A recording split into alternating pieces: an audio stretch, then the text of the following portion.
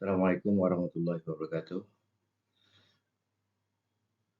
Kami ucapkan kepada LPPM Universitas Maritim Raja Ali Aceh yang telah memberikan dana hibah penelitian. Adapun penelitian yang kami lakukan yaitu transisi mikrohidroriam sebagai wujud green energy Desa Batu Kacang Kelurahan Dabu, Kabupaten Ninggah.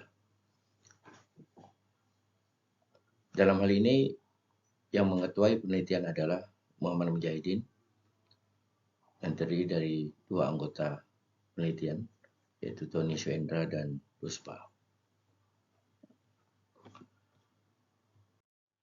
Latar belakang penelitian yang kami lakukan adalah sebagaimana yang sudah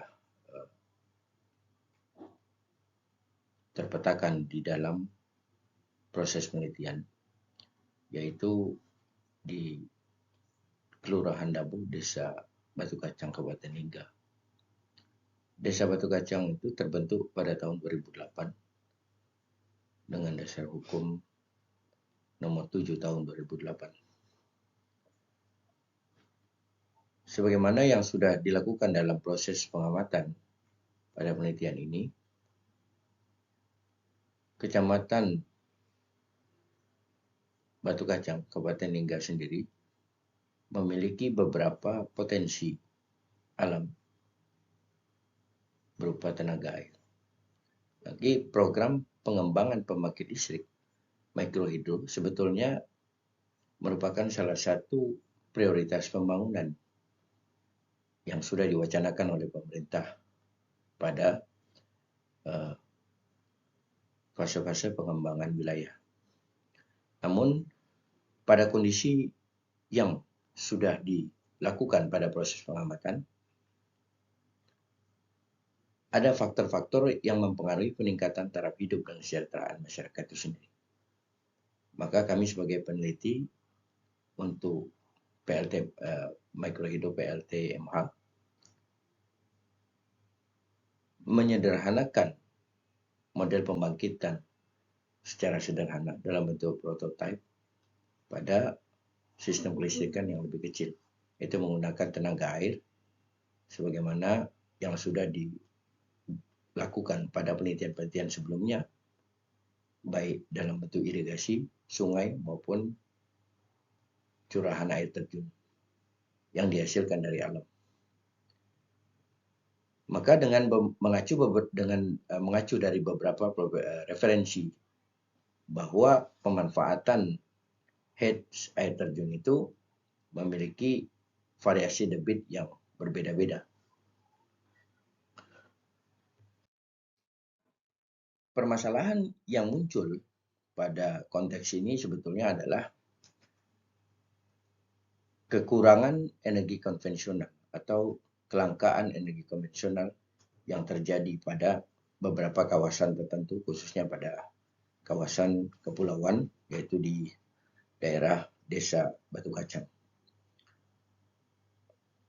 Hal ini tentu disebabkan tingginya kebutuhan terkait energi konvensional tersebut dan saluran atau kuota yang dimiliki oleh pemerintah juga terbatas.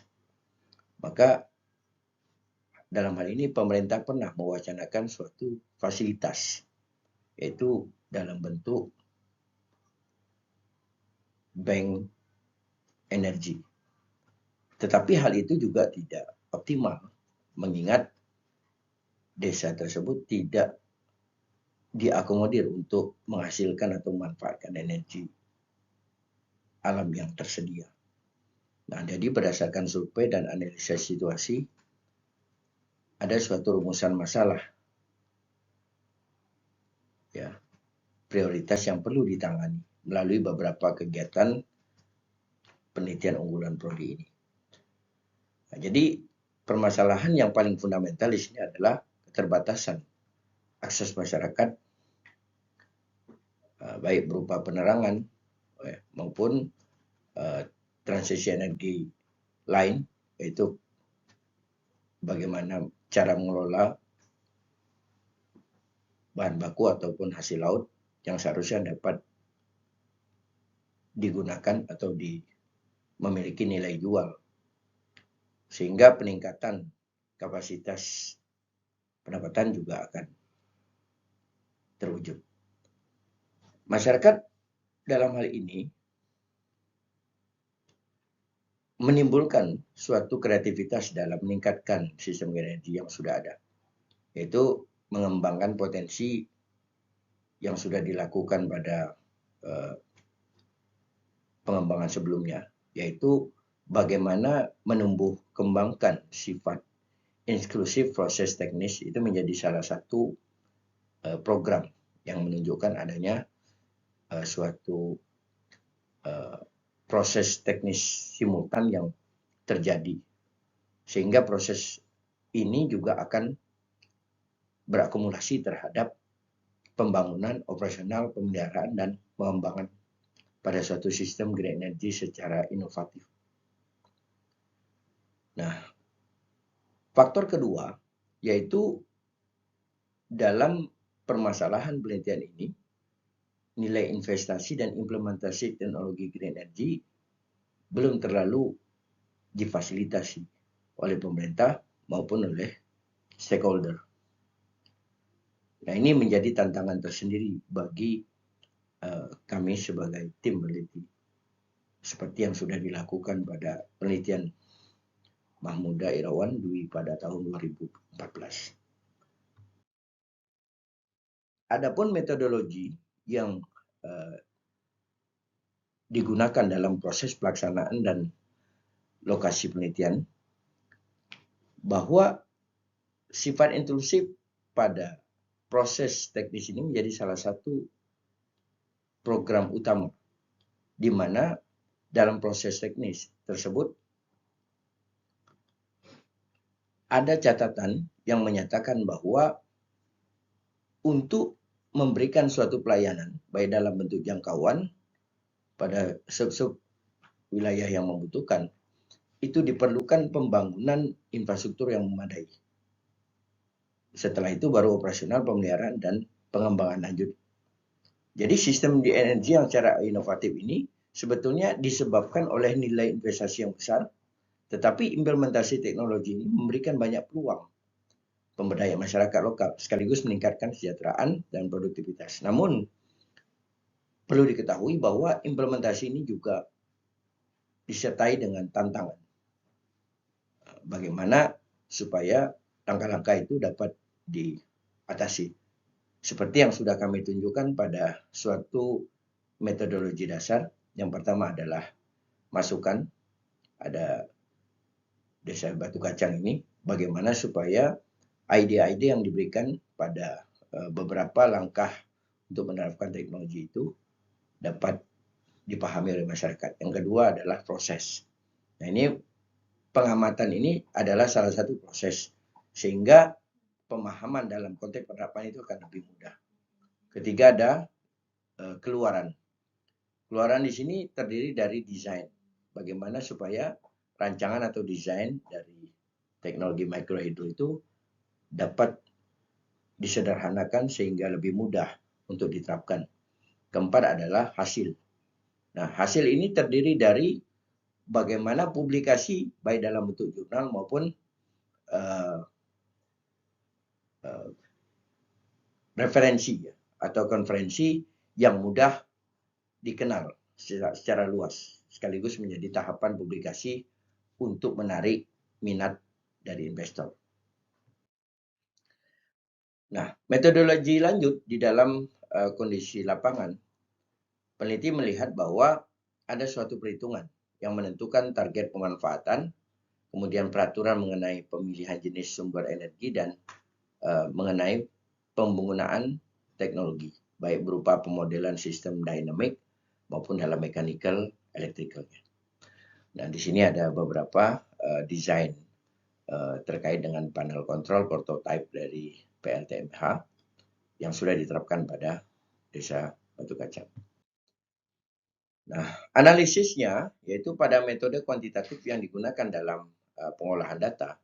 Penelitian ini menghasilkan sebuah hasil perhitungan observasi kinerja komponen, yaitu melihat berapa besar debit air, kemudian berapa kecepatan aliran, dan respon blade terhadap kinerja turbin cross flow, sehingga dapat diukur berapa data, kemudian hasil data itu akan dijadikan sebagai kajian kuantitatif untuk mendapatkan berapa nilai ukur dari eksperimen itu yang mengacu pada referensi yang berhubungan dengan pembangkit tenaga listrik mikrohidro. Nah, hasil dan pembahasan dari hasil sini dapat dipahami bahwa selain publikasi yang sudah kami lakukan, yaitu di International Conference Pacific pada bulan Oktober yang lalu, kami mendapatkan suatu pengembangan mikrohidro itu membantu peningkatan kesejahteraan masyarakat di daerah terpencil dengan menyediakan akses listrik yang dapat digunakan untuk berbagai kebutuhan sehari-hari, seperti penerangan, pendinginan, dan pengolahan makanan. Serta biaya investasi operasional pembangkit mikrohidro itu cenderung lebih rendah dibandingkan dengan pembangkit listrik berskala besar. Hal ini membuat suatu teknologi ini dapat terjangkau untuk komunitas lokal maupun pemerintah daerah. Nah, solusi jangka panjang yang dihasilkan dari mikrohidro ini sebetulnya mudah dijaga dan berkelanjutan untuk kebutuhan energi jangka panjang itu.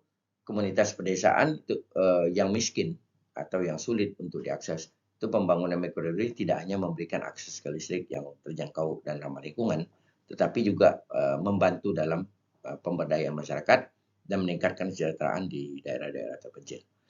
Analisisnya, yaitu kebutuhan energi pada evaluasi kebutuhan energi itu memastikan bahwa beberapa komponen yang digunakan di dalam penerapan mikrohidro itu adalah berkaitan dengan bagaimana peningkatan kapasitas masing-masing komponen sehingga mencapai pada fase-fase luaran baik dalam bentuk energi output yang diinginkan.